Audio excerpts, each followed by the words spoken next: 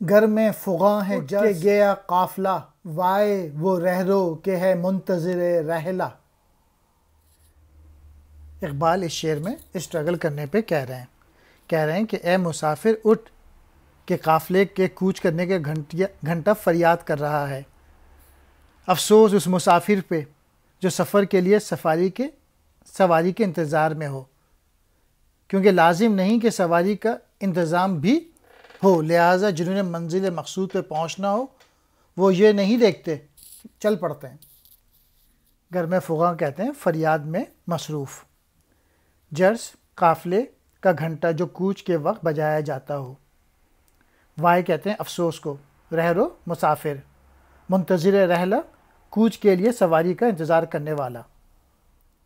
تیری طبیعت ہے اور تیرا زمانہ ہے اور تیرے موافق نہیں خانقاہی سلسلہ۔ اقبال اس شعر میں جد و جہد کرنے پہ زور دے رہے ہیں اور کہہ رہے ہیں کہ یہ جو خانقاہی سلسلہ یہ تیرے لیے موضوع نہیں۔ خانقاہ میں بیٹھنا، جو مجاور ایک جگہ بیٹھ جاتے ہیں اور جد و جہد نہیں کرتے، اسٹرگل نہیں کرتے، تو اقبال کہہ رہے ہیں زمانہ تبدیل ہو گیا ہے اور اس زمانے میں تمہیں محنت کرنی ہے۔ دل ہو غلام خرد یا کہ امام خرد، سالک رے ہوشیار سخت ہے یہ مرحلہ۔ اقبال نے اس شعر میں عقل اور دل کے متعلق بتایا ہے اور کہنے کہ یہ بہت مشکل سا فیصلہ ہے، اور کہ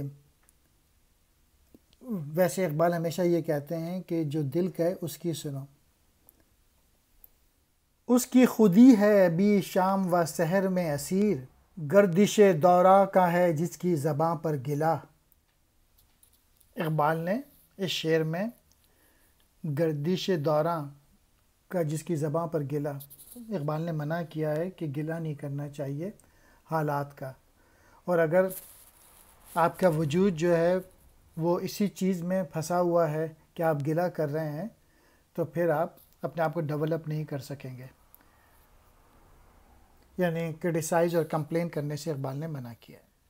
تیرے نفس سے ہوئی آتش گل تیز تر، مرغ چمن ہے یہی تیری نوا کا صلہ۔ اقبال اس شعر میں اپنے متعلق کہہ رہے ہیں کہ آپ کی پوئٹری سے جو ہے وہ لوگوں کے جذبے بڑھ رہے ہیں، ان سے لوگ تبدیل ہو رہے ہیں، اور مرغ چمن یعنی پوئٹ اقبال، یہی تیری پوئٹری کا صلہ ہے کہ لوگ تیری باتوں پہ عمل کر رہے ہیں، اسٹرگل کر رہے ہیں، جد و جہد کر رہے ہیں،